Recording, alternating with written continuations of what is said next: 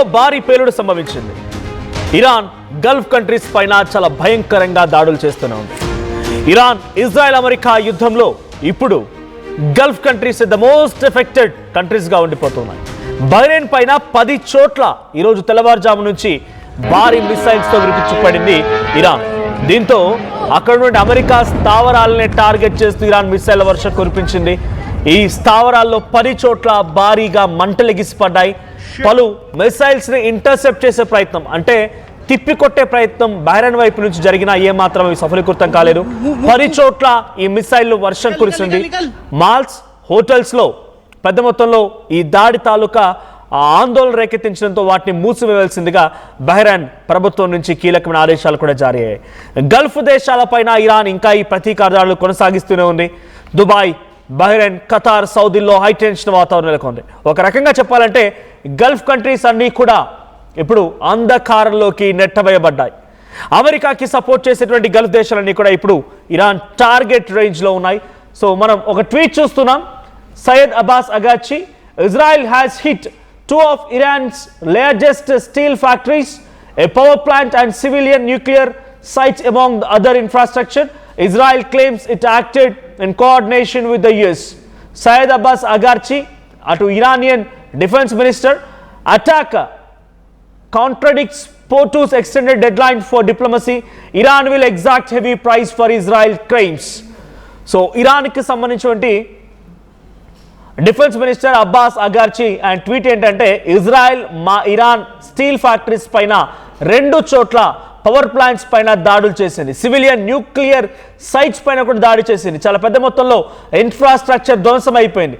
Israel ఏం చెప్తుందంటే, ఇది మేము ముమ్మాటికి యుఎస్ యొక్క సహకారంతో దాడి చేస్తామని ఇజ్రాయెల్ చెప్తోంది. So POTU's extended deadline for diplomacy. So attack contradicts POTU's extended deadline for diplomacy. అంటే చర్చల నేపథ్యంలో చర్చలు జరుగుతున్నాయని చెప్తూనే ఈ ఫేక్ చర్చలు అనేటువంటి మాటలను తీసుకొస్తూనే మరోవైపు దాడి చేస్తుంది అని చెప్పి అగార్చి అంటున్నారు. Iran will exact heavy price for Israeli crimes.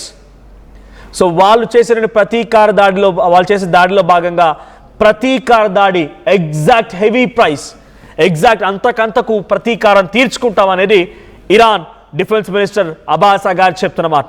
So as of now బహ్రెయిన్లో కూడా ఈ దాడులు జరుగుతున్నాయి.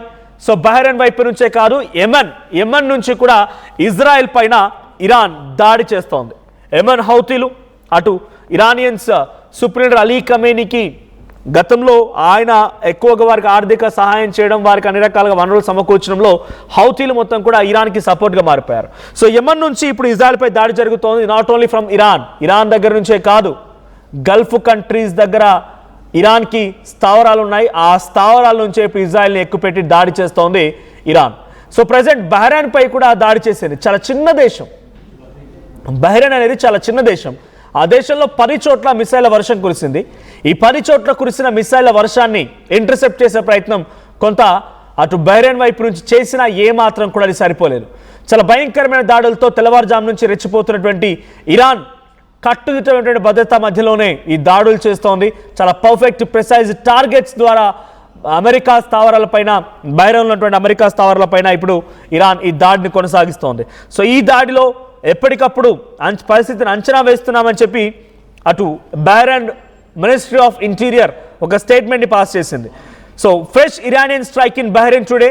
A missile hit a facility in Bahrain causing a fire which has been brought under the control by emergency teams అక్కడ వచ్చినటువంటి మంటల్ని అదుపులోకి తెచ్చాయన్నట్టుగా అక్కడ మినిస్ట్రీ ఆఫ్ ఇంటీరియర్ చెప్తోంది. ఎయిర్ రైడ్ సైరన్స్ని మోగించారు. సో సైరన్లు మోగడంతో అక్కడున్న పరిస్థితిని అంచనా వేశామన్నట్టుగా, అక్కడున్న పరిస్థితి మొత్తాన్ని కంట్రోల్ తీసుకొచ్చామన్నట్టుగా మినిస్ట్రీ ఆఫ్ ఇంటీరియర్ చెప్తోంది. సో దిస్ ఇస్ ప్రెజెంట్, ఇది ఒక మొదటి దాడి ఏం కాదు బహ్రెయిన్ పైన. This is not the first and last attack of Iran on Bahrain. So Bahrain పై జరిగినటువంటి ఫస్ట్ దాడో లేకుంటే చివరి దాడో కాదు, గత కొన్ని రోజులుగా ఈ దాడి జరుగుతూనే ఉంది. యుద్ధం మొదలైన నాటి నుంచి ఈ దాడి జరుగుతూనే ఉంది. సో ఈ దాడి జరుగుతున్న క్రమంలో యాజ్ ఆఫ్ నౌ బహ్రెయిన్ చాలా తీవ్రంగా నష్టపోయింది. సో బహ్రెయిన్లో చాలా భయంకరమైనటువంటి పరిస్థితి నెలకొంది. చాలా చిన్న దేశం పెద్ద మొత్తంలో అటాక్ ఎదుర్కొంటోంది. సో ఇరాన్ కేవలం బహ్రెయిన్ పైనే కాదు, గల్ఫ్ కంట్రీస్ అయినటువంటి Saudi, UAE and Dubai, haven city లాంటి దుబాయ్ పైన కూడా ఈ దాడి కొనసాగిస్తోంది. సో బాలిస్టిక్ మిసైళ్లతో బాలిస్టిక్ మిసైళ్లతో వరుసగా ఈ దాడులు కొనసాగుతూనే ఉన్నాయి. సో బై ద టైం ఇప్పటి వరకు జరిగినటువంటి ఈ దాడి ఓవరాల్గా బహ్రెయిన్లో ఎంత తీవ్రమైన నష్టం వాటిని చెప్పి ప్రయత్నం చేస్తాను నేను. ఎందుకంటే చాలా చిన్న దేశం, ఎక్కువగా అటాక్స్ ఎదుర్కొంటోంది, డ్రోన్స్ పడుతూ ఉన్నాయి, చాలా ఇబ్బందికర పరిస్థితి నెలకొంది. సో అక్కడ జరిగినటువంటి దాడుల ద్వారా ఎప్పటికప్పుడు అక్కడ ప్రభుత్వాలు కూడా అలర్ట్ అవుతున్నాయి, తిప్పికొట్టే ప్రయత్నం చేస్తూనే అక్కడ ఎమర్జెన్సీ సిచ్యువేషన్ తీసుకొచ్చినట్టుగానే సైరన్లు మోగించడం, మాల్స్ని క్లోజ్ చేయడం, హాస్పిటల్స్ని క్లోజ్ చేయడం, స్కూల్స్ అండ్ కాలేజెస్ని క్లోజ్ చేయడం, అంతా కూడా ఒక యుద్ధం సమయంలో ఎటువంటి ఎమర్జెన్సీ కండిషన్స్ ఉంటాయో అటువంటి కండిషన్స్ బహ్రెయిన్లో కనబడుతున్నాయి. సో ఇప్పటివరకు Manama, Bahrain capital city Manama ప్రాంతంలో రెసిడెన్షియల్ టవర్స్ పైన, హోటల్స్ పైన అటాక్ చేసింది ఇరాన్. జుఫైర్ అనేది ఇది యుఎస్ నావీ పోర్ట్, అది సో యుఎస్ సైనిక స్థావరం అది. ఆ సైనిక స్థావరం పైన, జుఫైర్ పైన కూడా ఇరాన్ అటాక్ చేసింది. తర్వాత మొహారక్ గవర్నెట్ అనేది ఇది ఫ్యూయల్ డిపోట్ ఇది. అక్కడ ఎయిర్పోర్ట్ దగ్గర ఉండేటువంటి ఫ్యూయల్ డిపోట్, అక్కడ కూడా అటాక్ జరిగింది. దీని కారణంగా ఎయిర్పోర్ట్ కూడా పాక్షికంగా ధ్వంసమైంది.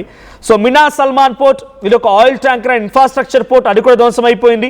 మినా సల్మాన్ పోర్ట్తో పాటుగా సిట్రా బాప్కో రిఫైనరీ జోన్, ఈ బాప్కో రిఫైనరీ జోన్ అనేది గల్ఫ్ కంట్రీస్లో ఉన్నటువంటి ఒక కీలకమైన one of the most important refinery energy facility, అది ఆయిల్ అండ్ ఎనర్జీ ఫెసిలిటీ, అది కూడా ఇరాన్ అటాక్లో కొంత ధ్వంసం అయిపోయింది. తర్వాత Maameer industrial area, factories and warehouses ఉన్నాయి, అక్కడ కూడా దాడి జరిగింది. సో ఈ లొకేషన్స్లో యుఎస్ నావల్ బేస్ పోర్ట్స్ ఉన్నాయి, ఎయిర్పోర్ట్స్ ఉన్నాయి, రిఫైనరీ స్టేషన్స్ ఉన్నాయి, డిస్టిలేషన్స్ ప్లాంట్స్ ఉన్నాయి, తర్వాత రెసిడెన్షియల్ టవర్స్ ఉన్నాయి.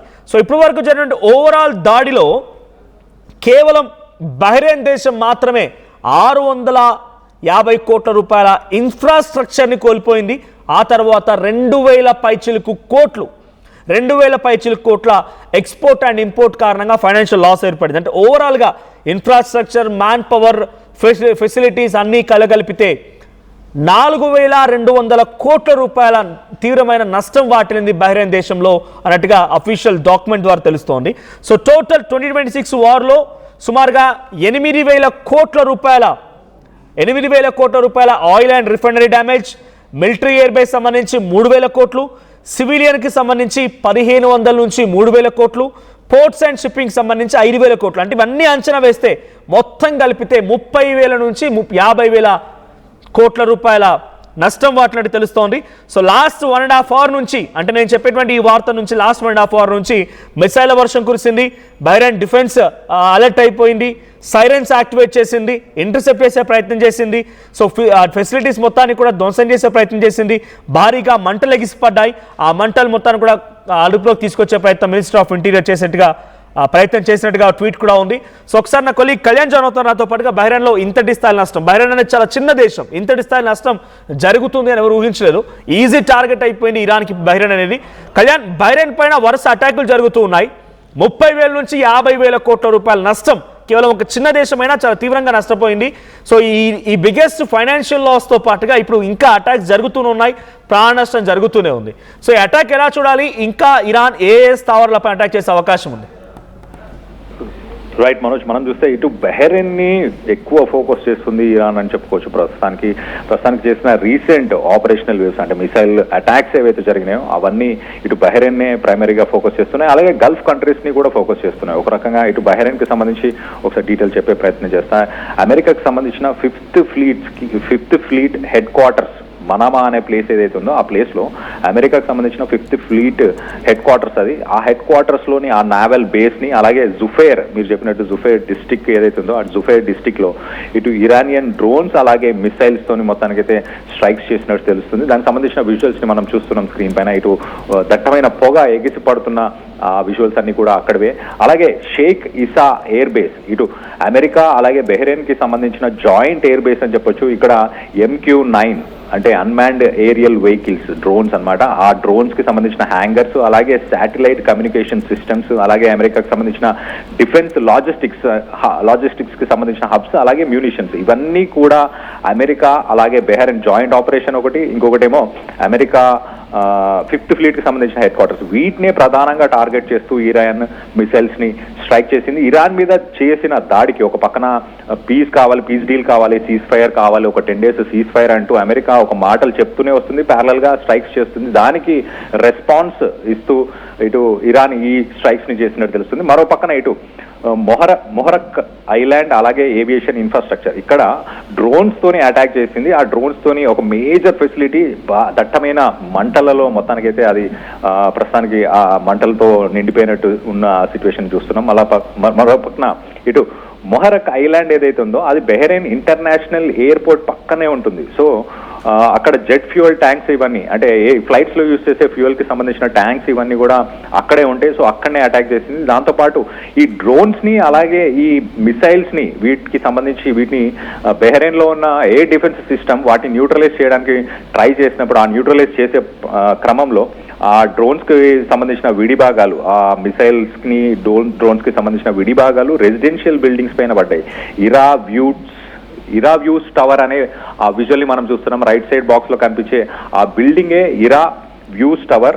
అలాగే కొన్ని హాస్పిటాలిటీకి సంబంధించిన సెంటర్స్, క్రౌన్ ప్లాజా, మనామాలో ఉన్న క్రౌన్ ప్లాజా, ఇలాంటి ప్లేసెస్ లో ప్రస్తుతానికి దాడులు జరిగినట్టు తెలుస్తుంది. మరో పక్కన బెహ్రెయిన్ లో అమెజాన్ వెబ్ సర్వీసెస్ కి సంబంధించిన డేటా సెంటర్స్ ఏవైతే ఉన్నాయో ఆ డేటా సెంటర్స్ పైన కూడా ఈ శకలాలు పడ్డట్టు తెలుస్తుంది. Multiple physical disruptions and power outages. మొత్తానికైతే పవర్ ఈ అమెజాన్ వెబ్ సర్వీసెస్ కి సంబంధించిన డేటా సెంటర్స్ కి ప్రస్తుతానికి పవర్ లేని సిచ్యువేషన్. దానివల్ల ఇప్పుడు అమెజాన్ వెబ్ సర్వీసెస్ ఆ కంపెనీ కూడా ఆ క్లయింట్స్ కి సంబంధించిన వర్క్ లోడ్స్ ని మిగతా అంటే ప్రపంచంలో ఉన్న మిగతా డేటా సెంటర్స్ కి షిఫ్ట్ చేసిన పరిస్థితి నెలకొంది. ఒక రకంగా బెహ్రెయిన్ లో పవర్ కట్స్ కొంత ఎదుర్కొంటున్నారు అక్కడ. మరో పక్కన బెహ్రెయిన్ డిఫెన్స్ అలాగే సివిల్ రెస్పాన్స్ ఏమంటుందంటే బెహ్రెయిన్ చాలా క్లియర్ గా ఎస్కలేషన్ ఎక్కువ ఈ మధ్య ఇరాన్ బెహ్రెయిన్ ని ఎక్కువ ఫోకస్ చేస్తుంది అంటూ, అలాగే బెహ్రెయిన్ డిఫెన్స్ ఫోర్సెస్ రిపోర్ట్స్ వస్తున్నాయి. 154 బెలిస్టిక్ మిసైల్స్ ని ఇరాన్ పంపించిందంట. 154 బెలిస్టిక్ మిసైల్స్ అలాగే 350 డ్రోన్స్ తోని ఇరాన్ ని అటాక్ ఇటు బెహ్రెయిన్ ని ఇరాన్ అటాక్ చేసింది. వాటన్నిటిని ఎదుర్కొనే ప్రయత్నం బెహ్రెయిన్ డిఫెన్స్ ఫోర్సెస్ చేసినట్టు తెలుస్తుంది. మరోపక్కన మినిస్ట్రీ ఆఫ్ ఇంటీరియర్ మీరు చెప్పినట్టు has repeatedly activated air raid sirens. So continuous గా మిసైల్స్ వస్తున్నాయి అంటూ ఇటు సైరన్స్ ని మోగించి రెసిడెంట్స్ అందరినీ ఇంటి పట్టే ఉండేలాగా, ఇండోర్స్ లో ఉండేలాగా, అలాగే మిలిటరీ ఆపరేషన్స్ ని కొనసాగించేలాగా ప్రజలు ఎవరైతే ఉన్నారో సివిలియన్స్ వాళ్ళందరూ కూడా ఇటు సేఫ్ జోన్స్ లో షెల్టర్ తీసుకోవాలంటూ ఎప్పటికప్పుడు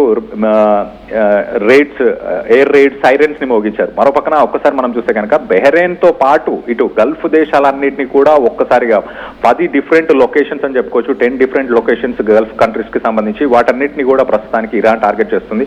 అమెరికా ఏదైతే ఒక సీజ్ ఫైర్ కోసం 10 రోజుల వ్యవధి కావాలి, 5 రోజుల వ్యవధి కావాలి అంటూ చెప్పిన మాటలని పక్కన పెట్టి ఇరాన్ మీద చేస్తున్న దాడులకి ప్రతీకార దాడులే ఇవి అంటూ కూడా ఇటు ఫారెన్ మినిస్టర్, ఇరాన్ కి సంబంధించిన ఫారెన్ మినిస్టర్ అబ్బాస్ అరగాచి ఆయన చెప్పుకొచ్చాడు, Israel has hit 2 of Iran's largest steel factories, a power plant, a civilian nuclear site. So మొత్తం మీద ఇరాన్ లో ఉన్న స్టీల్ ఫ్యాక్టరీస్, ఒక పవర్ ప్లాంట్, వీటన్నిటిని టార్గెట్ చేసి అక్కడ ఇన్ఫ్రాస్ట్రక్చర్ ని ధ్వంసం చేసిన దానికి మేము రియాక్ట్ అవుతున్నాము. Attack coordinates POTUS extended deadline for diplomacy.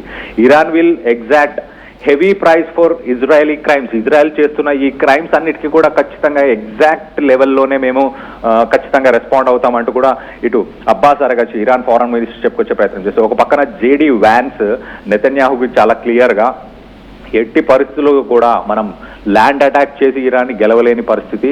ఇటు గతంలో ఆఫ్ఘనిస్తాన్ అలాగే ఇరాక్లో 2001, 2003 ఇరాక్లో ఏదైతే యుద్ధాల్లో అమెరికా నష్టపోయిందో అలాంటి నష్టం మాకు అవసరం లేదు, వద్దు. మేమేదైతే ఇనిషియల్గా ఇరాన్కి సంబంధించిన సుప్రీం లీడర్ ఆయతుల్లా అలాగే టాప్ లెవెల్లో ఉన్న లీడర్స్ అందరినీ మేము తొలగించాలనుకున్నాం. ఆ మిషన్ మాది అయిపోయింది. ఇప్పుడు ఇరాన్తో పీస్ డీల్కి వెళ్ళాలనుకుంటూ ఇటు అమెరికా ఇంట్రెస్ట్ చూపిస్తుంది. కానీ నెతన్యాహు మాత్రం ఇటు ఇజ్రాయెల్కి సంబంధించిన నెతన్యాహు మాత్రం ఏ మాత్రం కాంప్రమైజ్ అయ్యే సిచ్యువేషన్ లేదు. గతంలో ఇటు ఇరాన్లో ఉన్న న్యూక్లియర్ ఫెసిలిటీస్ కానీ అక్కడ ఉన్న ఆయిల్ రిఫైనరీస్ని టార్గెట్ చేయొద్దంటూ అమెరికా చెప్పినా కూడా నెతన్యాహు వినకుండా వాటిని టార్గెట్ చేయడం, వాటిపైన మిసైల్స్ని వదలడం, వాటన్నిటికీ ఇప్పుడు ఇరాన్ రెస్పాండ్ అవుతూ గల్ఫ్ దేశాలకి నీరు ప్రస్తుతానికి కరెంటు లేకుండా చేసింది. రానున్న కొన్ని రోజుల్లోనే డీసాలినేషన్ ప్లాంట్స్ అన్నింటినీ కూడా టార్గెట్ చేసే అవకాశం ఉంది. అలాగే అమెరికాకు సంబంధించిన ఏవైతే ఐటీ కంపెనీస్, గల్ఫ్ దేశాల్లో ఐటీ కంపెనీస్ ఏవైతే ఉన్నాయో ఎన్విడియా కావచ్చు, అమెజాన్ కావచ్చు, గూగుల్ కావచ్చు, మైక్రోసాఫ్ట్, ఇలాంటి కంపెనీస్ లిస్ట్ వాటి కోఆర్డినేట్స్, ఆ ఆఫీసెస్ ఎక్కడెక్కడ ఉన్నాయి, వాటి లిస్ట్ అంతా కూడా ప్రస్తుతానికి ఇరాన్ దగ్గర ఆ లిస్ట్ అంతా ఉంది. ఏ నిమిషమైనా వాటిని కూడా నెక్స్ట్ టార్గెట్ చేసే అవకాశం ఉంది అనొచ్చు. Right, thank you Kalyan. So మొత్తంగా బహ్రెయిన్ పైన 10 చోట్ల చాలా భయంకరమైనటువంటి దాడులు చేసింది ఇరాన్. ఆ 10 చోట్ల భారీగా మంటలు ఎగిసిపడడంతో మంటలు కూడా అదుపులోకి తీసుకొచ్చామని చెప్పి మినిస్ట్రీ ఆఫ్ ఇంటీరియర్, బహ్రెయిన్కి సంబంధించినటువంటి ఇంటీరియర్ మినిస్ట్రీ కీలకమైన స్టేట్మెంట్ కూడా పాస్ చేసింది. ఇటు ఇరాన్ పైన ఇజ్రాయెల్ కూడా చాలా భయంకరంగా దాడులు చేస్తోంది, ఇన్ఫ్రాస్ట్రక్చర్ దెబ్బ కొట్టిందన్నట్టుగా అటు Syed Abbas Araghchi Iranian foreign minister కూడా ఒక కీలకమైన స్టేట్మెంట్ పాస్ చేశారు. యెమెన్ నుంచి ఇజ్రాయెల్ పైన ఇప్పుడు ఇరాన్ అటాక్ చేస్తోంది. ఈ అటాకింగ్ మోడ్ ఇంకా కొనసాగుతోంది. చాలా భయంకరమైనటువంటి విధంగా గల్ఫ్ కంట్రీస్ అన్ని కూడా ఫైనాన్షియల్గా లాస్ అయిపోయింది. ఫైనాన్షియల్తో పాటుగా ఇన్ఫ్రాస్ట్రక్చర్ లాస్ కూడా ఉంది. సో కేవలం బహ్రెయిన్ గురించి మనం మాట్లాడుకుంటున్నాం కాబట్టి బహ్రెయిన్ ఒంటరిగా కేవలం ఒక బహ్రెయిన్ దేశమే 30 నుంచి 50 వేల కోట్ల రూపాయల నష్టం వాటిల్లింది. ఓవరాల్గా ఇన్ఫ్రాస్ట్రక్చర్ కానీ, అక్కడ నుండి బిల్డింగ్స్ కానీ, మాల్స్ కానీ, ఎక్స్పోర్ట్స్ కానీ అన్నీ కలిపి. సో ఈ స్థాయిలో అక్కడ ఫైనాన్షియల్ లాస్ ఏర్పడుతోంది. మరి యుద్ధం ముగుస్తుందా ఇప్పట్లో అని అంటే సిచ్యువేషన్ ఇంకా రోజు రోజుకి తీవ్రతరం అవుతుంది, కానీ యుద్ధం ముగిసేలా కనిపించట్లేదు. చూద్దాం మరి ఏం జరుగుతుందో.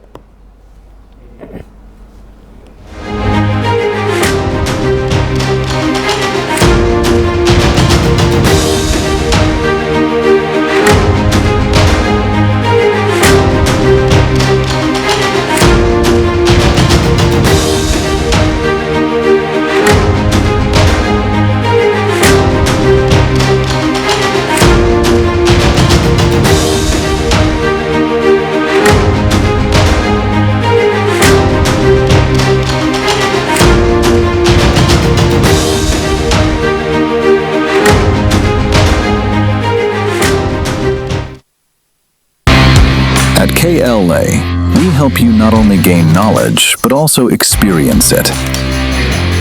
KL deemed to be university.